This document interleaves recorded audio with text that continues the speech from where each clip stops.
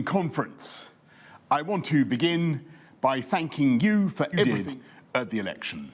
Pounding the streets in the middle of winter, prodding leaflets through the letterbox and into the jaws of dogs to save this country from socialism and to win this party the biggest election victory in a generation. I was going to say how great it is to be here in Birmingham, but the fact is that we're not in Birmingham. This is not a conference hall, and alas, I can't see any of you in front of me. There's no one to clap or heckle. And I don't know about you, but I have had more than enough of this disease that attacks not only human beings, but so many of the greatest things about our country. Our pubs, our clubs, our football, our theatre, and all the gossipy gregariousness and love of human contact that drives the creativity of our economy. And so I want to thank you all for zooming in, and I can tell you that your government is working night and day to repel this virus, and we will succeed, just as this country has seen off every alien invader for the last 1,000 years. And we will succeed by collective effort, by following the guidance, and with the help of weekly and almost daily improvements in the medicine and the science, we will ensure that next time we meet, it will be face-to-face and cheek by jowl. And we're working for the day when life will be back to normal. Flying in a plane will be back to normal, and hairdressers will no longer look as though they're handling radioactive isotopes. And when we can go and see our loved ones in care homes. And when we no longer have to greet each other by touching elbows, as in some giant national version of the birdie dance. I know the people of this country are going to defeat this virus because I've seen how the country's responded before, with the energy and self-sacrifice of the NHS, the care workers, the armed services, the spirit that was incarnated in the boundless devotion of Captain Tom Moore. But after all we've been through, it isn't enough just to go back to normal. We've lost too much. We've mourned too many. We've been through too much frustration and hardship just to settle for the status quo ante, to think that life can go on as it was before the plague.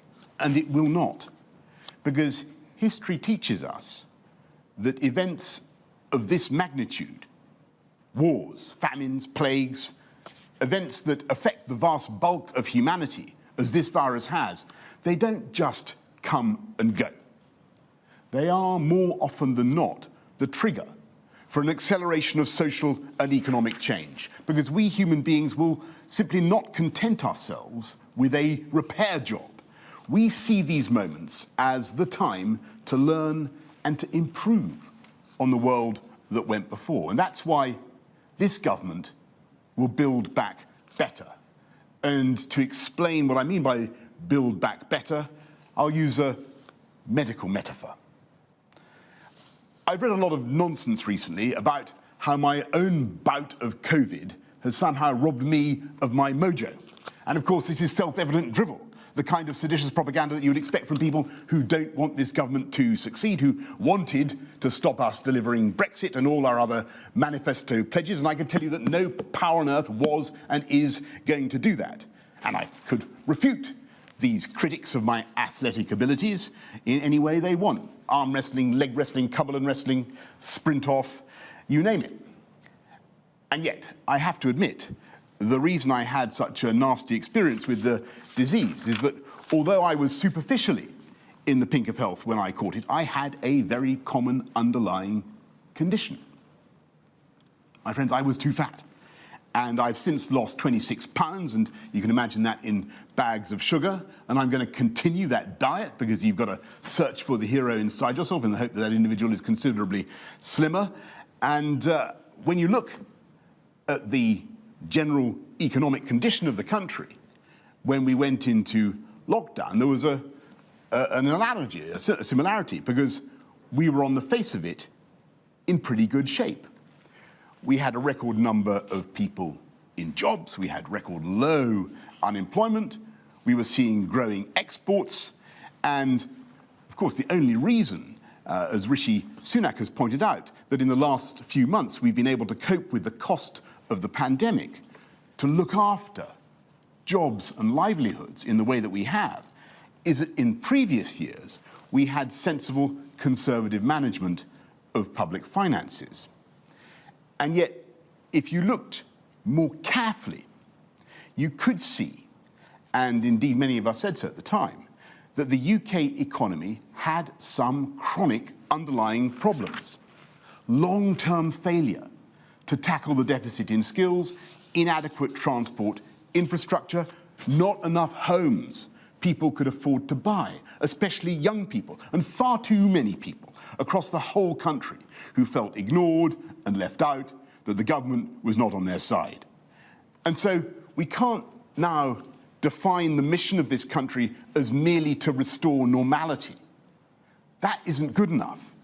In the depths of the Second World War, when just about everything had gone wrong, the government sketched out a vision of the post-war New Jerusalem that they wanted to build.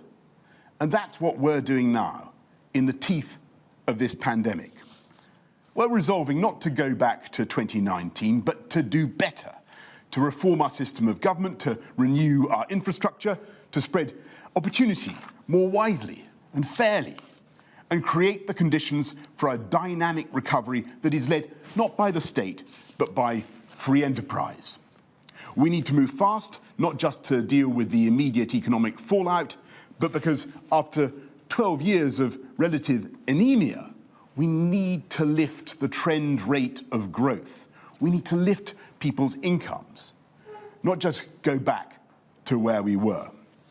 And it's clear from COVID that we need the economic robustness to deal with whatever the next cosmic spanner may be hurtling towards us in the dark. And the only way to ensure true resilience and long-term prosperity is to raise the overall productivity of the country. And the bedrock of national productivity is, of course, something that we are responsible for, having great public services on which everyone, families, businesses, investors, can rely. That means first, a great health service. And so it's right that this government is pressing on with its plan for 48 hospitals. Count them, that's 8 already underway, and then 40 more between now and 2030. We need to get on with recruiting the 50,000 more nurses, and I'm proud that we have 14,000 more since this government came into office. 14,000 more nurses now under this Conservative government in the last year, and yet that isn't enough. We've seen the frantic global scrabble for vaccines, for therapies, and so now we're doubling our funding for all types of revolutionary scientific breakthroughs with a national advanced research and projects agency. And while we're at it, we'll do what all governments have shirked for decades. We will fix the injustice of care home funding, bringing the magic of averages to the rescue of millions. COVID has shone a spotlight on the difficulties of that sector in all parts of the UK. And to build back better, we must respond. Care for the carers as they care for us. And if we're to raise productivity and encourage investment in the UK, then there is one thing we must do as a matter of basic hygiene, and that is to fight crime. And so, yes, we are fulfilling our manifesto commitment to put another 20,000 officers out on the street, and I'm proud that we've already recruited almost 5,000. But fan though I am of the police, we need to see results, not just spending. So we're also backing those police up, protecting the public by changing the law to stop the early release of serious sexual and violent offenders, and stopping the whole criminal justice system from being hamstrung by what the Home Secretary would doubtless and rightly call the lefty human rights lawyers and other do-gooders. And in spite of the pandemic, the Home Secretary and I are having regular CompStat-style sessions with the Chief Constables when we look at the crime data across the country and compare performance and work out what we can do to help. Town by town, we're rooting out the county lines drugs gangs that are causing so much misery. And in that sense, our agenda is basic social justice. When I talk about levelling up, I mean making the streets safer for everyone. And when I talk about levelling up, I mean not just investing massively in our schools, delivering on our promise to raise per pupil funding to £4,000 per head in primary school and £5,000 per head in secondary school, as well as a £30,000 starting salary for teachers. I'm thinking not just about the inputs, but about the outputs, the changes in the lives of young people. And so I want to take further an idea that we've tried in the pandemic and to explore the value of one-to-one teaching, both for pupils who are in danger of falling behind and for those of exceptional abilities. We can all see the difficulties, but I believe such intensive teaching could be transformational and of massive reassurance to parents. It's in crises like this that new approaches are born. And last week, we grasped a nettle that has intimidated governments for the last century. We effectively broke down the senseless barrier between further education and higher education so that it's just as easy to get the funding you need for a training course in engineering or IT as for a degree in politics or economics. Because we're offering every adult 4 years of funded post-18 education, a lifetime skills guarantee, a lifetime skills guarantee. From internet shopping to working from home, it looks as though COVID has massively accelerated changes in the world of work. And as old jobs are lost and new jobs are created, we're offering free training for adults without A-levels in vital skills, from adult care to wind turbine maintenance. And the COVID crisis is a catalyst for change. So we need to give people the chance to train for the new jobs that are being created every day. And there's one area where we are progressing with gale force speed, and that is the green economy. The green industrial revolution that in the next 10 years will create hundreds of thousands, if not millions, of jobs. I can today announce that the UK government has decided to become the world leader in low-cost clean power generation, cheaper than coal, cheaper than gas. And we believe that in 10 years' time, offshore wind will be powering every home in the country, with our target rising from 30 gigawatts to 40 gigawatts. You heard me right. Your kettle, your washing machine, your cooker, your heating, your plug-in electric vehicle, the whole lot of them, will get their juice cleanly and without guilt from the breezes that blow around these islands. We will invest £160 million in ports and factories across the country to manufacture the next generation of turbines. And we'll not only build fixed arrays in the sea, we will build windmills that float on the sea, enough to deliver 1 gigawatt of energy by 2030. That's 15 times, floating windmills, 15 times as much as the rest of the world put together.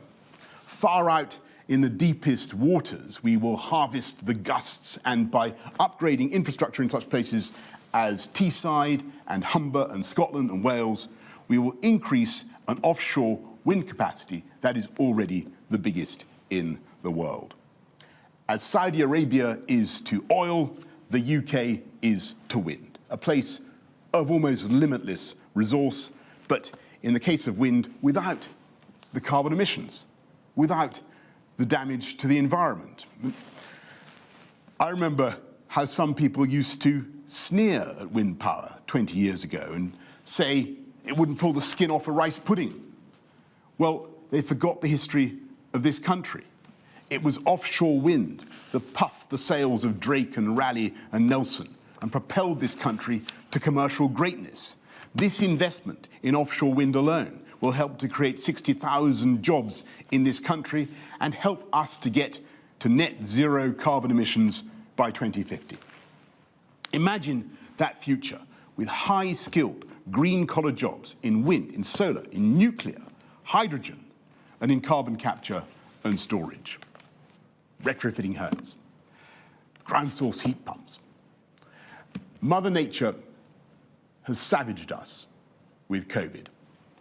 But with the help of basic natural phenomena, we will build back and bounce back greener. And this government will lead that green industrial revolution.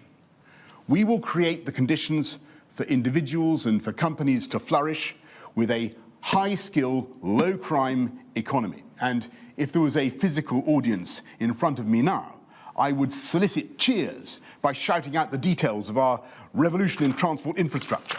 The A roads we're going to upgrade, the rail lines we're building or electrifying, the simple ways in which we will improve your lives, your daily commute. But we must be clear that there comes a moment when the state must stand back and let the private sector get on with it.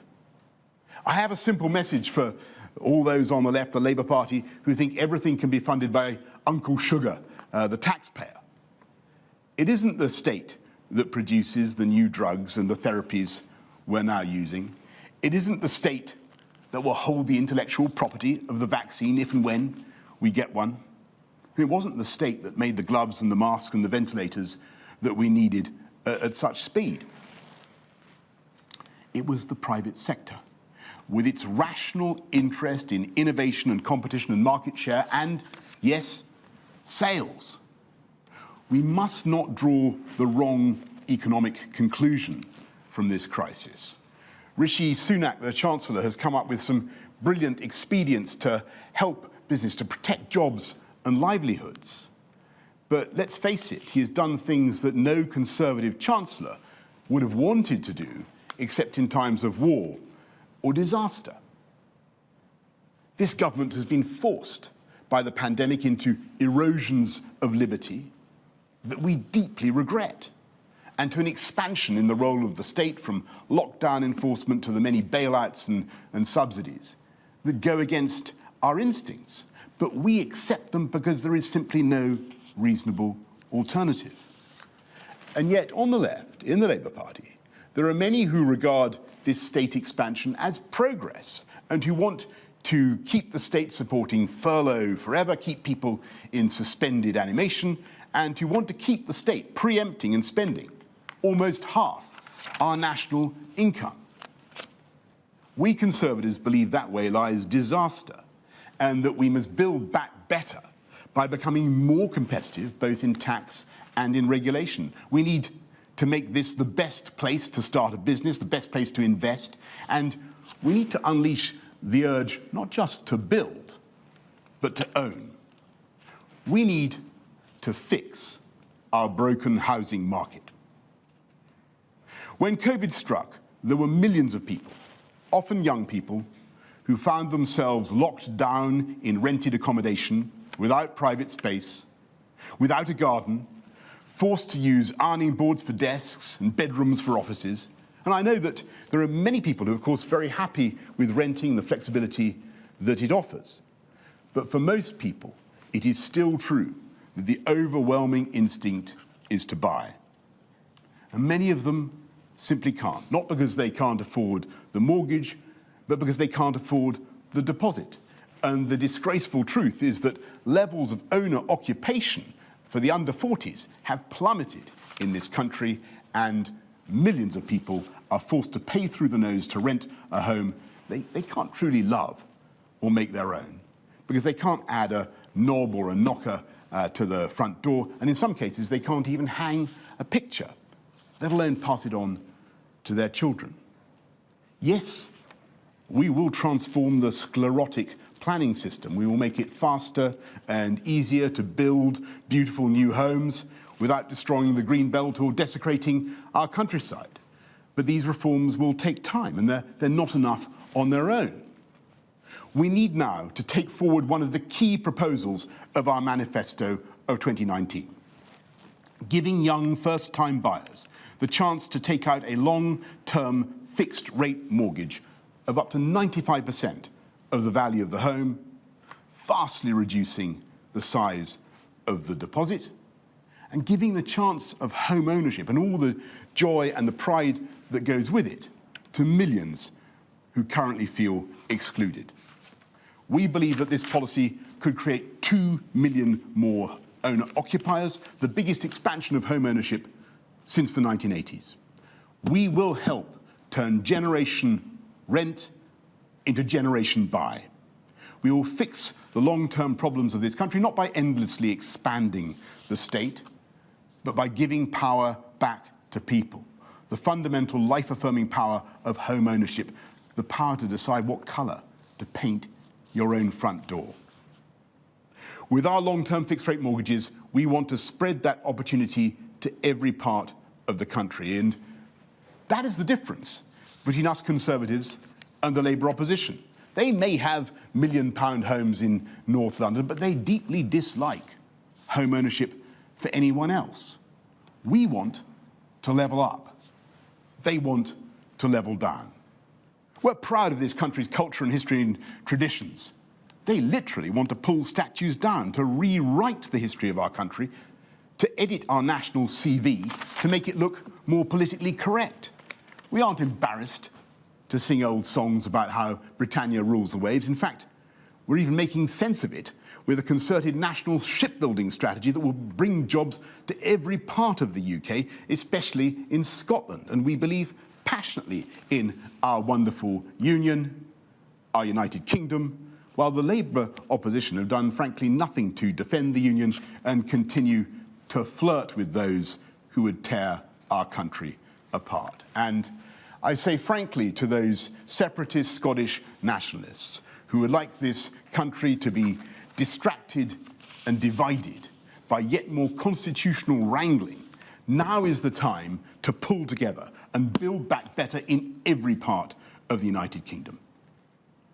We believe in global Britain as a proud, independent and outward-looking country, and next year we will lead the world at the G7 and at the COP26 summit in Glasgow, with 3 great campaigns to bring the world together, to heal the world, tackling the virus, tackling climate change and championing global free trade. We have confidence in our values and our diplomacy, and be in no doubt that they are secretly scheming to overturn Brexit and take us back into the EU. We believe in our fantastic armed services as one of the greatest exports that this country has. They, the Labour Party, can't even vote for measures to protect veterans from vexatious prosecutions 50 years later when no new evidence is supplied. And throughout this pandemic, it is this government that has taken the tough decisions, because we believe that there are no easy answers, while they've simply sniped from the sidelines. Well, my friends, we have no time now to focus on Captain Hindsight and his regiment of pot-shot, snipe-shot fusiliers. I want you to raise your eyes, and I want you to imagine that you're arriving in Britain in 2030, when I hope that much of the programme that I have outlined will be delivered. And you arrive in your zero-carbon jet made in the UK, and you flash your Brexit blue passport or your digital ID, you get an EV electric vehicle taxi, and as you travel around, you see a country that has been and is being transformed for the better, where young people in their 20s and 30s have the joy of home ownership, and where they can bring up children in the neighbourhoods where they grew up themselves, in the confidence that the schools are excellent and that crime is down, and instead of being dragged on big commutes to the city, they can start a business in their hometown, a place that has not only superb transport connections and green buses, but gigabit broadband, and where the workforce is abundantly equipped, not just with university degrees, but with the technical skills that the new economy demands. And among other landmarks, you will see 48 new hospitals and a population that is healthier and happier and quite a bit thinner from a better diet and taking so much exercise in the new cycle lanes and walking among the millions of trees that have been planted and going for picnics in the new wild belts that now mark the landscape. You'll notice that the air is cleaner because most people are now driving EVs, while some of the trucks are actually running on hydrogen, and even some of the trains.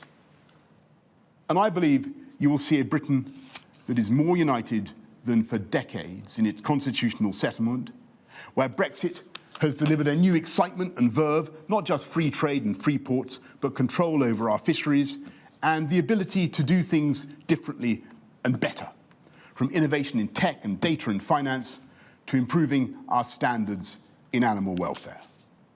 Yes, you'll see a country that scrupulously controls its own borders, but which is in some ways more cosmopolitan than ever before, welcoming scientists and artists and people of talent from around the world.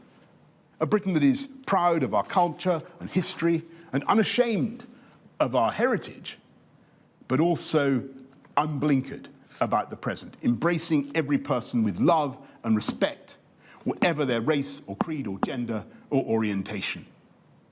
That is the Britain we can build. In its way, and with all due respect to everywhere else, the greatest place on earth. Indeed, that is the country and the society that we are in the process of building. And I know that it seems tough now, when we're tackling the indignities and cruelty and absurdity of the disease. But I believe it's a measure of the greatness of this country, that we are simply not going to let it hold us back or slow us down. And we're certainly not going to let it get us down, not for a moment, because even in the darkest moments, we can see the bright future ahead.